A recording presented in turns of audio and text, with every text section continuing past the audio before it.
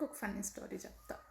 And ఈ story నుంచి నేను పర్సనల్గా ఒక థింగ్ చేయడం మానేశాను అనమాట డైలీ.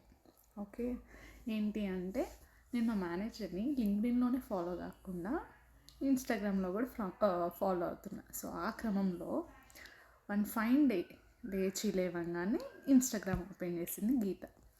ఓపెన్ చేసి కామ్గా ఏదో ఫీడ్ చూసుకోవచ్చు కదా, ఆహా లేదు, స్టోరీస్ కనిపించాయి అన్నమాట. ఆ స్టోరీస్లో మా మేనేజర్ ఏదో స్టోరీ రీషేర్ చేసి థ్యాంక్ యూ అని పెట్టాడు. నాకు సెలెక్టివ్ బ్లైండ్నెస్ ఉంది, సో నాకు ఆ థ్యాంక్ యూ ఒక్కటే కనిపించింది అక్కడ. సో నేను కామ్గా ఉండకుండా హ్యాపీ బర్త్డే అని టెక్స్ట్ చేశాను. తీరా ఆ రోజు రక్షాబంధన్ రోజు ఆయన వాళ్ళ చెల్లికి థ్యాంక్ యూ అని ఏదో స్టోరీ పెడితే నేను బర్త్డే అనుకొని విష్ చేశాను. నాకు ఆ మూమెంట్లో ఇప్పుడు నాకు ఉద్యోగం ఎలా ఇచ్చాడా అని ఫీల్ అవుతాడా అనిపించింది అనమాట.